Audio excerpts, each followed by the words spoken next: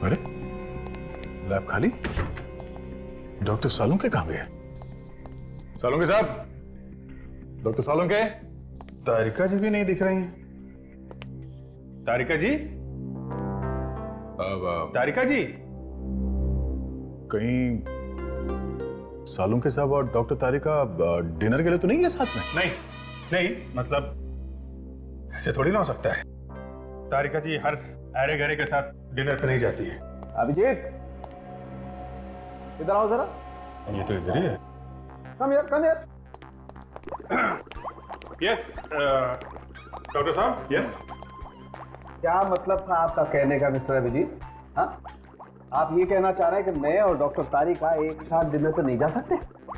नहीं नहीं, मेरे कहने का मतलब ये था कि काम के टाइम पे डिनर की क्या बात कर रहे हैं आप? काम के टाइम पे। एक minute boss, for your kind information, मैं और डॉक्टर तारिका हर रोज साथ में खाना खाते हैं। वो सब रहने दीजिए, आप ये बताइए कि ये उबाल कर रहे हैं आप? खोपड़ी किसकी? उस मुर्दे की, ताकि खोपड़ी पर से बचा कुचा मांस भी साफ हो जाए और हम इस खोपड़ी के जरिए मौत की वजह ढूंढ सकें। मौत की वजह? मौत की वजह साफ है। मौत जलने की वजह से हुई है, 15-20 लोगों के सामने हुई। जी नहीं, आपको गलत फहमी है। आइए आप मेरे साथ।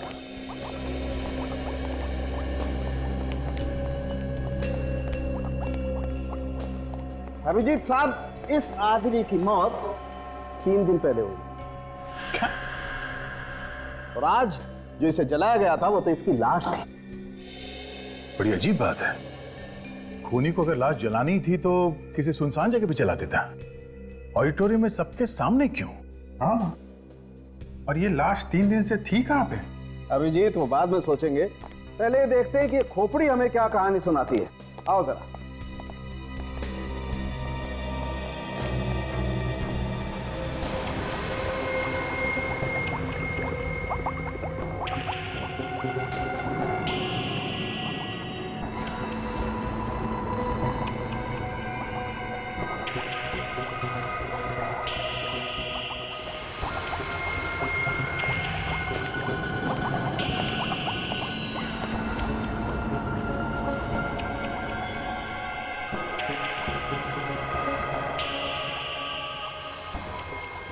हो, ये देखो बॉस, ये इसके सर पे वार किया गया है।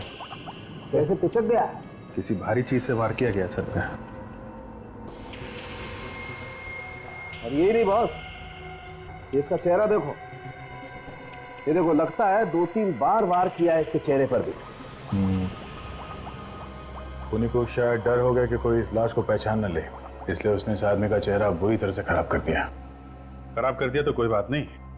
डॉक्टर सालुंके किस मर्ज की दवा है, ये बना देंगे दोबारा चेहरा। क्यों डॉक्टर साहब? नहीं अभिजीत, इस आदमी का चेहरा तो बुरी तरह से कुचल गया है। चेहरे की हड्डियां भी टूट गई हैं। मैं तो क्या, कोई भी एक्सपर्ट इस आदमी का चेहरा तो नहीं बना सकता।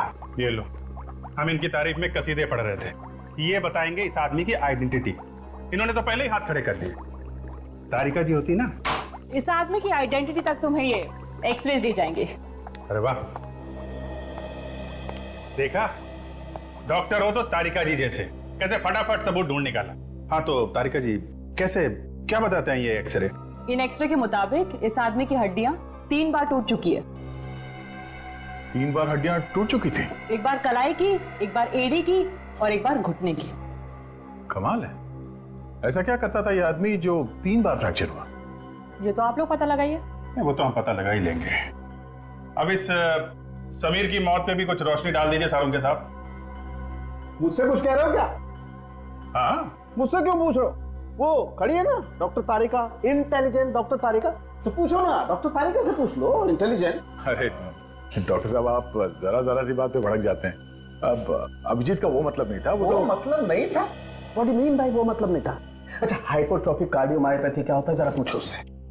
हाइपर कार्डियो नहीं, क्या क्या कहा आपने? हो गया ना भाई साहब, मेडिकल की बड़ी से बड़ी डिक्शनरी उठा करके देखोगे ना, नहीं मिलेगा। एक काम करो ना, वो खड़ी है ना डॉक्टर तारिका, उनसे पूछो, वो बताएंगे। हाँ क्यों नहीं, बताएंगे, बिल्कुल बताएंगे। हाँ। तारिका जी, आप बता ही दीजिए डॉक्टर साहब को, इन्हें पता चल जाए कि आप कितनी इंटेलिजेंट डॉक्टर हैं। एक्चुअली मुझे भी नहीं पता। क्या हो गया ना? हो गया? आइए हम जरा काम की बातें कर लें, आइए। आपको इतना सा भी नहीं पता? बॉस, इस आदमी को हाइपरट्रोफिक कार्डियोमायोपैथी नाम की बीमारी थी। ऐसी बीमारी में आदमी का दिल आम इंसान के दिल से कहीं ज्यादा बड़ा हो जाता है, और जब किसी ने इसके सीने पर मुक्का मारा, इस बेचारे के दिल की धड़कनें बंद हो गई और ये हार्ट अटैक से मर गया। मतलब किसी इंसान का दिल अगर जरूरत से ज्यादा बड़ा है और उसके सीने पे चोट लग जाए तो वो मर जाएगा? नहीं, हमेशा तो नहीं, लेकिन कभी कभी ऐसा हो जाता है, जैसा इस बेचारे के साथ हो गया। यानी जिस आदमी के साथ समीर की लड़ाई हुई उसे शायद पहले से मालूम होगा समीर के इस हालत के बारे में, तभी उसने ठीक दिल पे मुक्का मारा। ऑडिटोरियम चल के ही पता करते हैं है कौन वो आदमी जिसने समीर के दिल पे मुक्का मारा। उन कराटे के खिलाड़ियों ने उस आदमी का स्केच बनवाया है जिसके साथ समीर का झगड़ा हुआ था। जरा देखो इसे, पहचानते हैं आप लोग?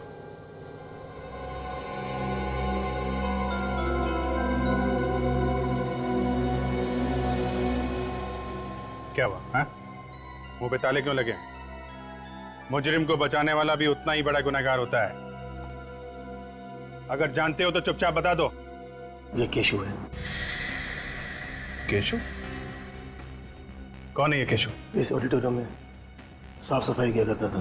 करता था? मतलब? पिछले हफ्ते मैनेजमेंट ने इसे नौकरी से बाहर निकाल दिया। नौकरी से बाहर निकाल दिया? क्यों? समीर ने इसकी शिकायत कर दी थी। कैसी शिकायत?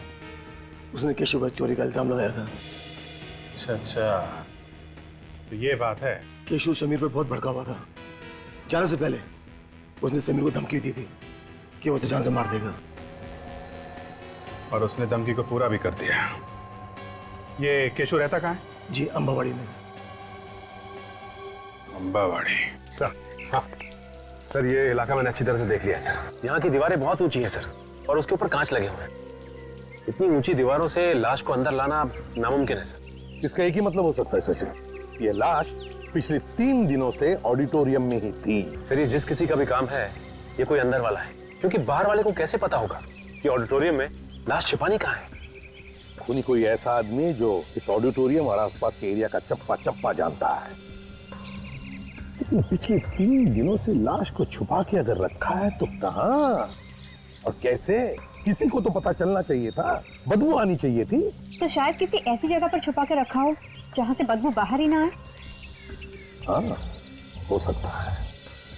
एक बात बताओ, इस ऑडिटोरियम में या उसके आसपास कोई ऐसी जगह है जहाँ पर कोई आता जाता नहीं है? एक पुराना गोडाउन है साहब, वहाँ तो कोई आता जाता नहीं। पुराना गोडाउन?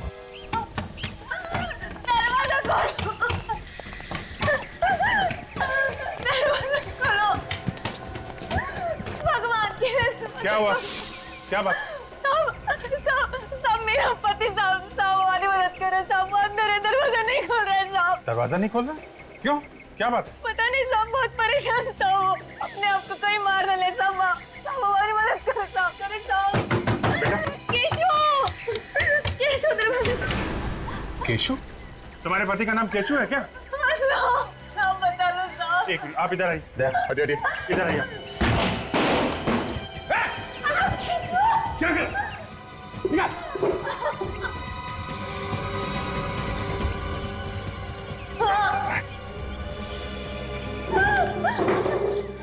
अरे केशु, क्या कर रहे थे तुम? क्या कर रहे थे? एक बार भी नहीं सोचा मेरे बारे में, अपने बच्चे के बारे में? तुम्हें अगर कुछ होता था तो हमारा क्या? मैं जीना चाहता हूँ, मर जाना चाहता हूँ मैं। अरे हमारे बारे में तो सोचा होता ना। एक मिनट, आप प्लीज बाहर जाइए, बच्चे को लेकर जाइए, हमें इनसे कुछ बात करनी है। प्लीज जाइए।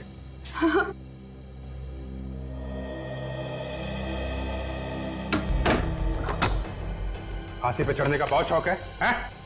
तेरा ये शौक कानून पूरा करेगा, समझा? कानून? हाँ कानून। समीर का खून किया ना तूने? समीर मर गया क्या? अच्छा, अब भोला बन रहा है? पहले समीर का खून किया और पूछता है समीर मर गया क्या? मैंने नहीं मारा उसे, मैं तो बस उसके साथ हाथापाई करने गया था। क्यों? झगड़ा क्यों करने गया था समीर के साथ तू? चोर कहा था उसने मुझे। चोर नहीं हूं मैं, उसकी वजह से मेरी नौकरी गई थी। आज 3 दिन से मेरे बीवी बच्चा कुछ नहीं खाया। इसलिए मैं मरना चाहता हूँ, अपने बच्चों की हालत नहीं देखना चाहता हूँ। खुद को फांसी लगा के एक बार भी नहीं सोचा कि तुम्हारे बाद तुम्हारे बीवी बच्चों का क्या होगा, कैसे रहेंगे वो लोग? चाहे तुमने ये सब जानबूझ के किया है या नहीं, सच्चाई तो यही है, तुम्हारी मुक्के की वजह से समीर की मौत हुई। कानून की नजर में तुम्हें खूनी हो। अब रोने से क्या फायदा है? ना तो तुम चोरी करते, ना ये दिन देखना पड़ता। नहीं, मैं चोर नहीं हूं, मैंने चोरी नहीं किया। फिर समीर ने तुम पे चोरी का इल्जाम क्यों लगाया? ये बात तो उससे मैं पूछने गया था कि उसने मेरे पर झूठा इल्जाम क्यों लगाया, और पूछते पूछते खून कर दिया है? तुम चलो हमारे साथ चलो। मुझे छोड़ दीजिए साहब, मैंने खून नहीं किया साहब। मेरे बीवी बच्चों का क्या होगा साहब? तुम्हारे बीवी बच्चों का ख्याल हम रखेंगे, पर तुम्हारा फैसला अदालत करेगी। चल उठ।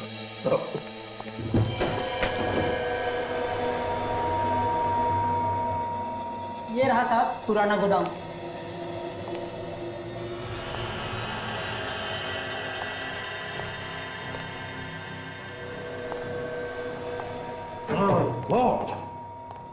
कितनी बदबू!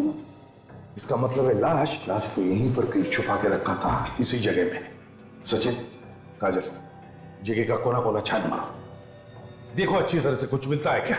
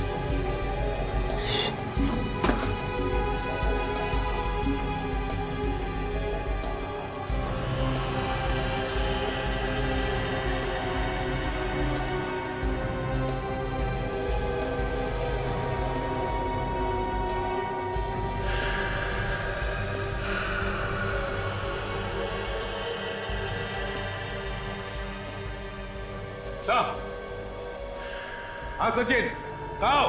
हाँ सर, सीधे जाके लेफ्ट।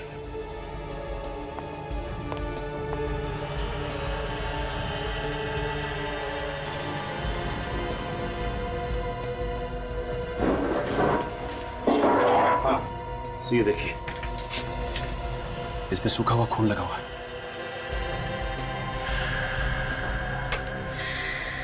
प्लास्टिक का शीट और सूखा हुआ खून, इसका मतलब है लाश को इस प्लास्टिक के शीट में लपेट कर रखा था। आर्टिफिशियल स्वीटनर तो इसे चीनी की जगह यूज किया जाता है।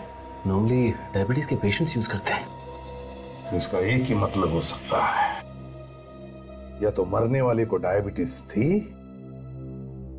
या फिर खूनी को डायबिटीज है। सर एक बात समझ में नहीं आई, खूनी ने जब लाश जलाई तो वो गोडाउन से लेकर आया होगा, और गोडाउन से लाश लाते वक्त उसे यहाँ इस फर्स्ट फ्लोर के कॉरिडोर से गुजरना पड़ा होगा। यहाँ से फिर वो मेन एंट्रेंस से बाहर निकला और यहाँ पे उसने लाश जलाई।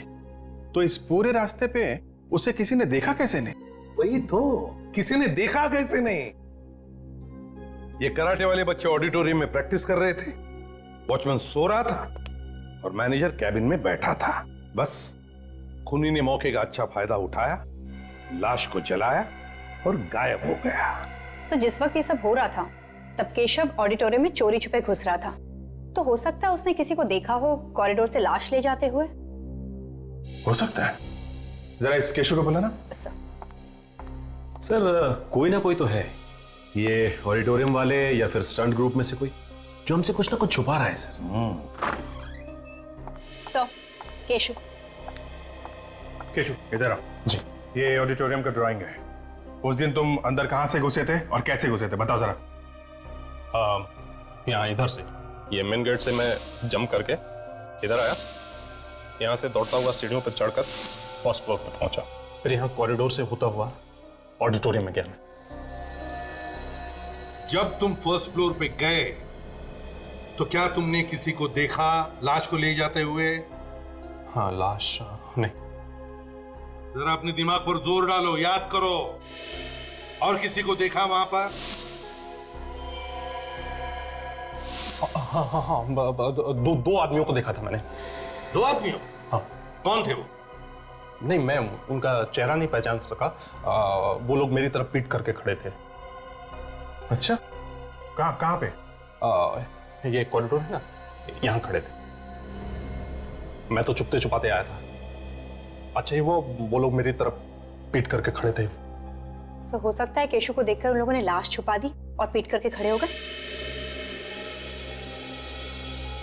सचिव, काम करो, ऑडिटोरियम में फिर से जाओ और अच्छी तरह से पता लगाओ। देखो इन 2 आदमियों के बारे में कुछ पता चलता है क्या।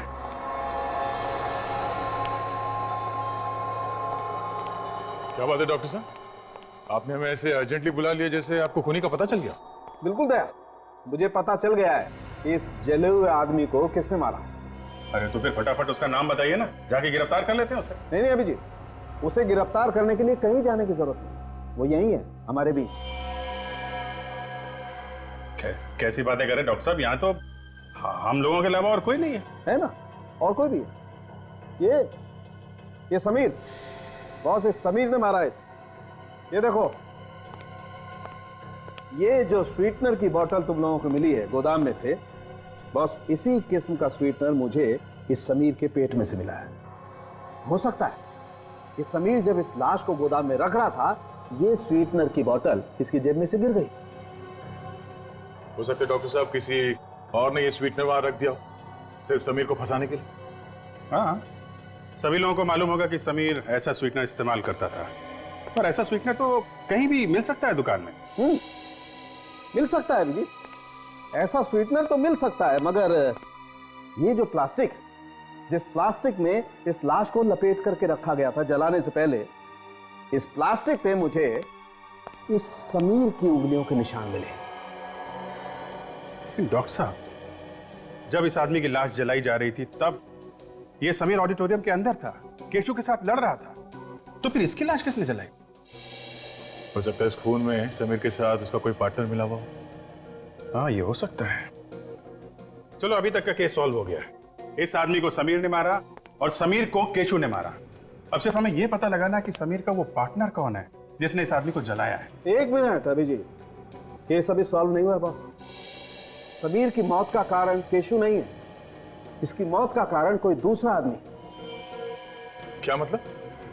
समीर की मौत केशु के मुक्के की वजह से हुई है? मानता हूं दया, केशु का मुक्का एक वजह है, मगर इस समीर की मौत का असली कारण वो आदमी है जिसकी वजह से इस समीर का दिल इतना बड़ा हो गया कि एक मामूली सी लड़ाई में भी बेचारा मारा गया।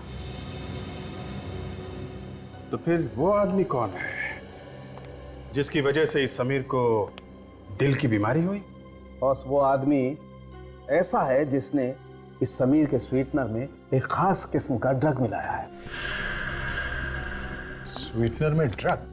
हाँ दया, हमें इस समीर के स्वीटनर में एक खास किस्म का ड्रग मिला है, रे ऑल सॉप नाम का, जिसकी वजह से इसके दिल का साइज इतना बड़ा हो गया कि एक मामूली से झगड़े में भी ये बेचारा मारा गया। तो ये भी तो हो सकता है कि जिस आदमी ने इसके स्वीटनर में ड्रग्स मिलाई है, उसे ये भी मालूम हो कि केशु समीर से लड़ने आने वाला है। हो सकता है, बिल्कुल हो सकता है। उस आदमी को पता होगा इस बात का, और इसीलिए उसने इसके स्वीटनर में वो ड्रग मिला दी ताकि केशु आए, एक मामूली सा झगड़ा हो और इसकी मौत हो जाए। थैंक यू सालुंके साहब, थैंक यू वेरी मच।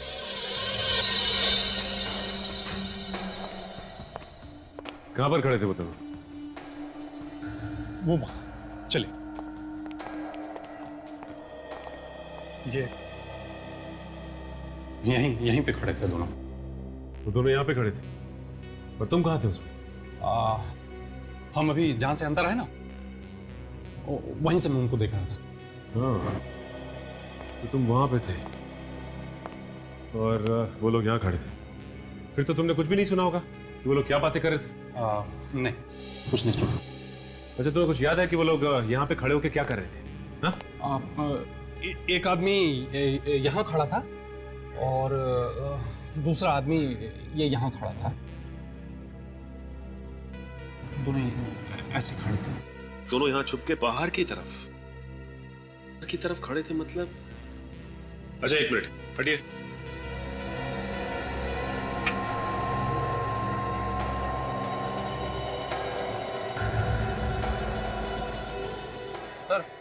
वो देखिए, कुछ बॉक्स जैसा लग रहा है। हाँ निखिल, क्या हो सकता है, देखो सर।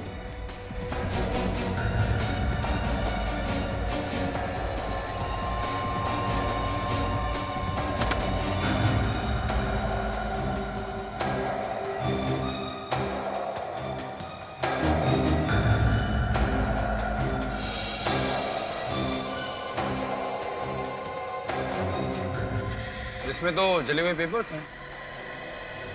जले हुए पेपर्स?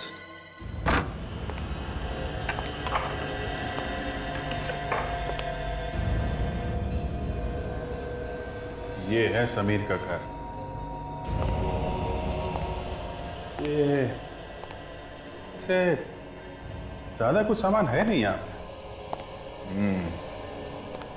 शायद अकेला रहता था इसलिए।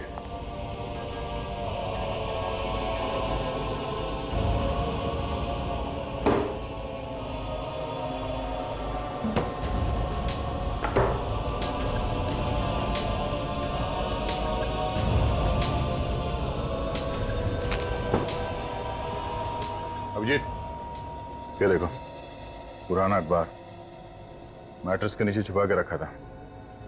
शायद कोई जरूरी बात छपी है इसमें। पड़े पड़े बिल्कुल घिस गया है।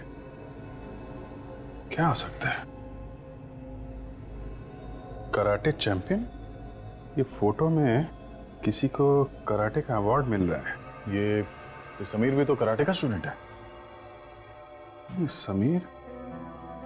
फोटो बिल्कुल घिस गई है, पता नहीं चल रहा है। जबलपुर टाइम्स से काम करते हैं। इस अखबार के ऑफिस से इस आर्टिकल की एक साफ कॉपी मंगवा लेते हैं, पता चल जाएगा चक्कर क्या है।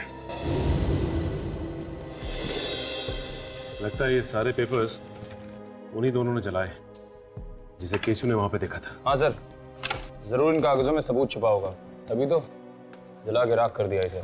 हाँ निखिल, सीआईडी तो राख में से भी कुछ ना कुछ ढूंढ लेती है। देखते हैं क्या मिलता है।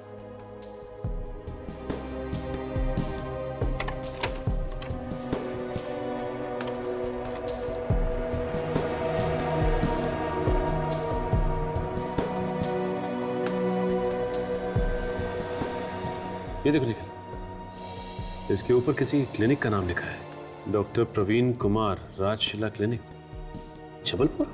सर, कहीं इस लिफाफे में खूनी की मेडिकल रिपोर्ट तो नहीं थी? हो सकता है निखिल, ये तो हमें जबलपुर जाने के बाद ही पता चलेगा। अभिजीत सर? हाँ सर। हाँ सर, एक जला हुआ लिफाफा मिला है सर। उस पर जबलपुर के किसी क्लिनिक का एड्रेस है सर। हाँ, डॉक्टर प्रवीण कुमार, राजशिला क्लिनिक, जबलपुर। आदमी इतने दिनों तक नकली समीर बनके यहाँ पे कराटे सीखता रहा और आप लोगों में से किसी को कुछ भी पता नहीं चला। सर, सचमुच हमें पता नहीं था। दरअसल एक टीवी कॉन्टेस्ट जीतने के जरिए वो हमारे ग्रुप में शामिल हुआ था। देखो, ये सब बहाने बंद करो। कम से कम उसका आईडी तो देख सकते थे कि असली है कि नकली। हाँ सर, हमें क्या पता था कि कोई आदमी हमारी टीम में शामिल होने के लिए इतनी लंबी प्लानिंग कर सकता है। पर प्लानिंग तो की है ना उसने, और खून भी किया है उस कुणाल ने। सर, क्या कहा आपने? कुणाल? हाँ, कुणाल। वो जो यहाँ पे नकली समीर बना हुआ था, वो उसका नाम कुणाल है। समीर? कुणाल? ये कुणाल का नाम सुन के तुम सबके चेहरे का रंग क्यों उड़ गया? है? सर, दरअसल कुणाल नाम का एक शख्स हमारा बहुत बड़ा पागल फैन था। हाँ सर, वो हमेशा हमें फोन किया करता था और कहता था कि वो हमारा ग्रुप ज्वाइन करना चाहता है। अच्छा? हाँ सर। फिर? जी, पर जब हमने उसे कहा कि ग्रुप में जगह नहीं है तो वो गुस्से से आग बबूला हो गया और हम सबको उसने जान से मारने की धमकी देने लगा। जान से मारने की धमकी? कमाल है सर, एक आदमी कराटे सीखने के लिए इस हद तक गिर सकता है कि लोगों को जान से मारने की धमकी देने लगे। खूनी नॉर्मल लोगों की तरह नहीं सोचते सचिन, उनका दिमाग टेढ़ा होता है। खोपड़ी घूम गई तो कुछ भी कर सकते हैं। और इस कुणाल को किसने मारा? आप लोग कुणाल के किसी दोस्त को जानते हैं? नहीं सर। सर, इस अखबार के ऑफिस से कुणाल का एड्रेस मिल सकता है। ठीक है, फिर उसके घर चल के ही पूछते हैं कौन है वो आदमी जो कुणाल का खून कर सकता है। हमें तो यकीन ही नहीं आता कि कुणाल ऐसा कर सकता है। वो किसी का खून कर सकता है। खून तो उसने किया ही है। कराटे सीखने के जुनून में उसने एक मासूम की जान ली है। कराटे सीखने का जुनून तो उसे बचपन से था सर, लेकिन हमें क्या मालूम था कि उम्र के साथ साथ उसका ये जुनून पागलपन बन जाएगा। अब कुणाल तो नहीं रहा, पर उसका खूनी अभी भी आजाद घूम रहा है। क्या आपको किसी पे शक है? कौन मार सकता उसे? देखिए, कुणाल तो अब रहा नहीं है, तो बेहतर होगा अगर आप लोग कुछ जानते हैं तो खुल के बता दीजिए। कुणाल की एक दोस्त थी, मालिनी। वो उसे बहुत प्यार करती थी और कुणाल ने भी उससे शादी का वादा किया था। तो फिर कुणाल ने वादा तोड़ दिया? हाँ, सिर्फ वादा ही नहीं तोड़ा, बल्कि रिश्ता ही खत्म कर दिया। बेचारी का दिल तोड़ दिया। क्यों? कुणाल ने ऐसा किया क्यों? उसको लगने लगा मालिनी की वजह से वो कराटे को उतना वक्त नहीं दे पा रहा है जितना कि उसे देना चाहिए। तो कहीं इस मालिनी ने तो नहीं खून कर दिया कुणाल का? नहीं सर, मालिनी उसकी जान कैसे ले सकती है? कुणाल की वजह से वो पहले ही आत्महत्या कर चुकी है। क्या मालिनी ने कुणाल के लिए आत्महत्या कर ली थी? कमाल है, जरा जरा सी बात पे लोग आत्महत्या कर रहे हैं। जिंदगी की कोई वैल्यू ही नहीं रही।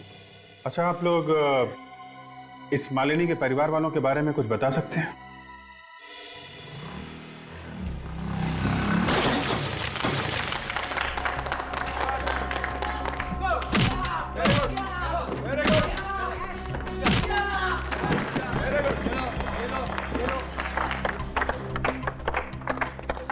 नहीं, कोई बात नहीं, आप लोग अपनी प्रैक्टिस जारी रखें। क्या बात है सर? खूनी का पता चला क्या, जो आपने हम सबको यहाँ पे बुलाया? हाँ, खूनी का पता चल गया है, तो सोचा खुद आकर यहाँ सबको बता दे। सर, कौन है खूनी सर? सर, पहले इन लोगों को वो कहानी सुना देते हैं। कहानी? कैसी कहानी सर? कहानी सुना दे? सर, चलो ठीक है, तो फिर सुनिए। ये कहानी है समीर नाम के एक लड़के की, जिसने एक टीवी शो जीता रहा, जिसकी वजह से उसे यहां आकर कराटे सीखने का मौका मिल गया।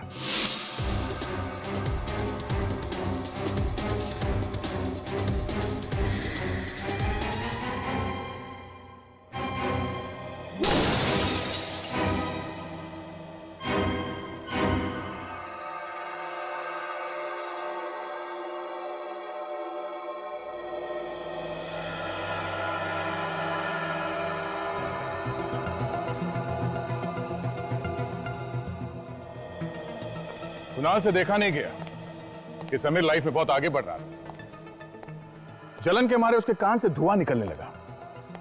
उसने एक प्लान बनाया। उसने प्लान बनाया कि समीर को मार देता हूं और मैं उसकी जगह ले लेता हूं।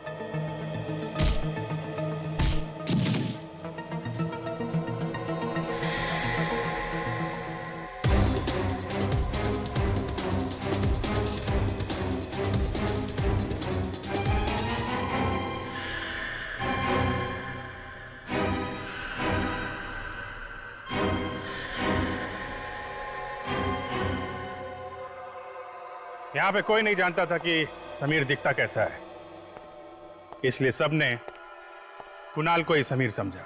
और यह सब करने में कुणाल का एक दोस्त भी था जिसने उसकी मदद की। दोस्त जिस दोस्त ने फिर कुणाल का भी खून कर दिया।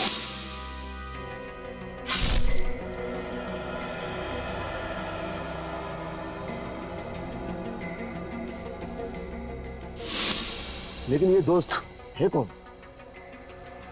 ये वो आदमी है जिसकी बेटी ने कुणाल की वजह से आत्महत्या कर ली थी। अपनी बेटी की मौत का बदला लेने के लिए वो यहां तक पहुंच गया। आत्महत्या? क्या आत्महत्या? आत्महत्या क्यों दिनेश बाबू, सच है ना ये? मैंने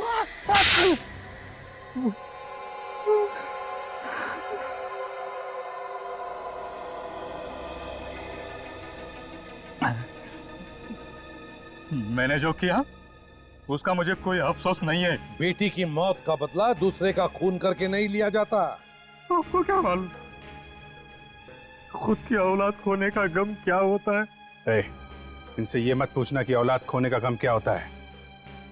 अपने बेटे को अपने हाथ से गोली मारी इन्होंने, और उस वक्त सर के लिए ड्यूटी पहले थी, बेटा बाद में। तुम्हारी तरह नहीं कि बदले की आग में खून करने निकल पड़े। यहाँ के तुमने कुणाल से दोस्ती कर ली? उससे दोस्ती भी कर ली और समीर का खून करने के लिए भी तैयार हो गए। कुणाल समीर से पहले यहाँ आया था। मैं सर समीर, आपसे बात हुई थी। हेलो समीर। हेलो। हाय समीर। सर रिसेंट जो टीवी शो था मैंने वो जीता था और आपका ग्रुप ज्वाइन करने की मेरी दिली तमन्ना थी। उसका विश्वास जीतने के लिए मैंने यही सफाई कामगार की नौकरी कर ली। जैसे असली समीर यहाँ आया हमने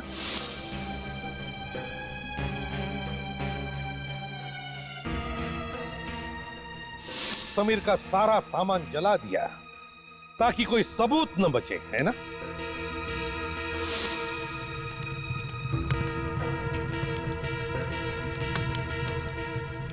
और कुणाल का खून कैसे किया? उसकी चाय में कुछ मिलाता था ना जिससे उसे हार्ट अटैक आ जाए? हाँ सर, मैंने ही केशु को भड़काया था। वो कुणाल को मारने आया। झगड़े में केशु ने उसके सीने में घूंसे मारे और फौरन कुणाल को हार्ट अटैक आ गया। मैं तो नहीं हूं साहब। नहीं जाओ। ऐसा करो सोनिया। साहब, साहब, मैं चोर नहीं हूं साहब। ये ना सब उस समीर की वजह से हुआ है। समीर ने ही तुम्हारी शिकायत करी। समीर ने करी? मैं समीर को जान से मार दूंगा। और फिर मैंने समीर की लाश जलाई और सबको बुलाने भागा ताकि कुणाल मतलब नकली समीर अकेला रह जाए जब उसकी मौत हो। जितना दिमाग तुमने दो खून करने में लगाया, अगर उतना ही दिमाग किसी अच्छे काम में लगाते तो आज जेल में नहीं जाना पड़ता। अब 15-20 साल तक जेल में सड़ते रहना, तब तक फांसी का ऑर्डर आएगा ही आएगा।